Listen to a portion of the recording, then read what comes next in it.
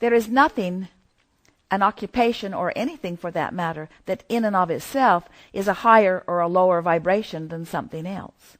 Do you want to talk about it a little bit?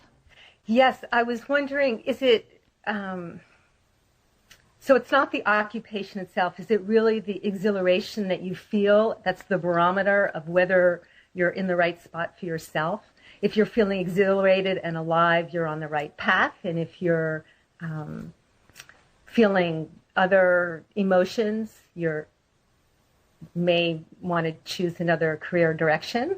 Well, that is the barometer, in other words, how you feel. But let's say that you were in an occupation and you were not feeling exhilaration.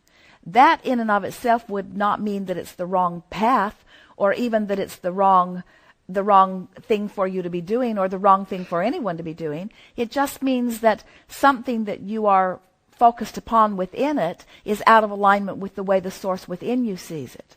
In other words, you could be on the most aligned path in the world. You could be, for example, Esther could be in the process of doing what she was born to do, which is translating for Abraham. Yeah. And she could find a way of looking at it in a way that could take her out of the vortex. And it would not mean that her translation of Abraham is inappropriate or that it is not high vibration. It would simply mean that Esther had found some reason to focus herself out of alignment with that which it is, you see. Yeah. So it's not so, the way we like to say it that sort of gets your attention, especially in the beginning, is don't try to find the right work, find work and make it right. Don't try to find the right partner, find a partner and make it right. In other words, line up with it. Make peace with it where it is, and it will become more of what you want it to be every single time. And there is no place that is static anyway. In other words, one job can lead to another or another and another and another and another, or the job itself can keep expanding and evolving and becoming more that you want it to be. And it really doesn't matter what path unfolds. The path of least resistance is the path that will unfold.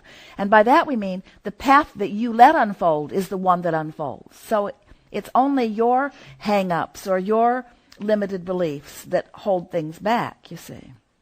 Yes. I guess I was going to, you also answered it. I was going to ask it in a different form. Is there like a higher vibrational relationship, like a traditional monogamous long-term relationship is higher vibrational than one that's shorter term, but maybe it's the same. It really response. Is about that what you're really talking about. You see, every vibration is high unless a resistance is applied which lowers it.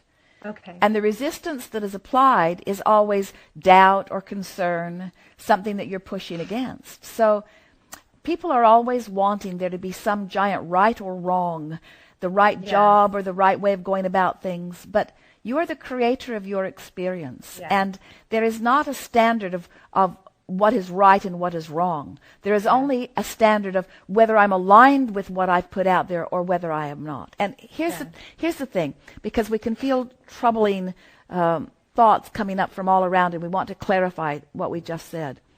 When you understand that as you move through life experience, and you know what you don't want, and therefore you know what you do want, that you keep launching these preferences, and they are moving into your vortex, and Source is holding them. So each experience causes you to amend your desire just a little bit more. As those desires come together, they coalesce in this vortex that we talk about incessantly.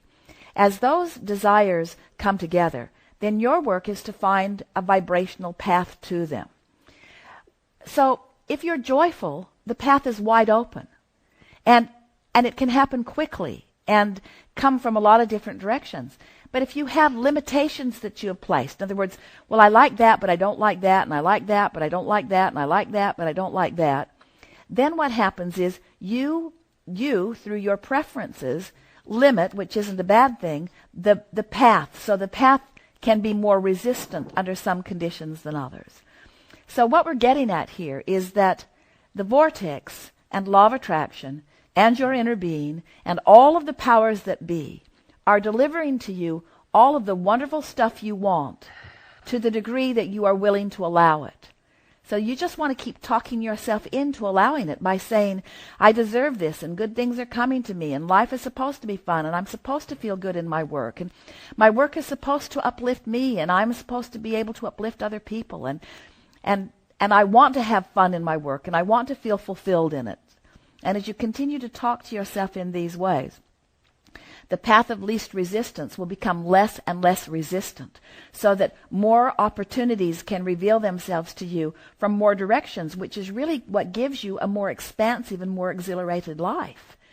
When you believe that things have to be just this way and just this way and just this way, while you can manage it, it is a limiting life experience. And then you sort of eke out the good things you want through this more limited lens. But when you are open and feeling free and allowing more things to be, then your vortex can give you more opportunities in more exhilarating ways. And life just feels more adventurous and more open and more fun. And there are more people involved with you. Yes.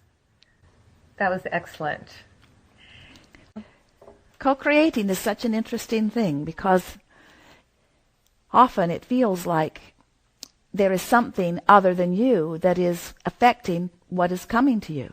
Sometimes it feels that others and what they want are limiting you, or it feels that you do not have all of the choices, especially when it comes to relationships in employment.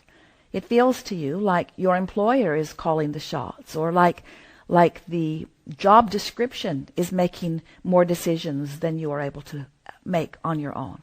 But that is never true, because you are the creator of your own reality, even within what could feel like a very already prescribed by someone else occupation or duties or responsibilities.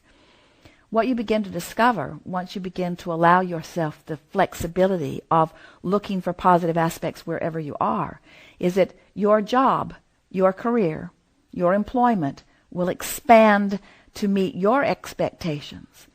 And if you allow your employer to limit your expectations, then it only expands to that limitation, and then you blame your employer.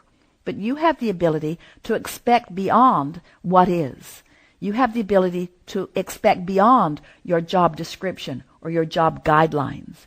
You have the ability to create your own reality. And it is our promise to you that under any condition, in every situation, you have the ability to expand to meet your expectation. We like the word expectation because expectation is a desire and a belief all rolled together. Expectation may be the most powerful word in focusing vibration. When you come to expect something, then it must be. So if you expect good news, it has to be. If you expect bad news, it has to be.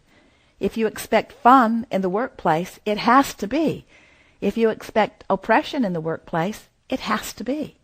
Expectation, a very powerful thing. So how does one go about altering or changing expectation? Just a little bit at a time. Don't try to do it all at once. But look for positive aspects and find them, and then more positive aspects and find them, and then more positive aspects and find them. And as you find more and more things that you are feeling good about, you train your vibration into better and better expectation. And then law of attraction must bring you more of that.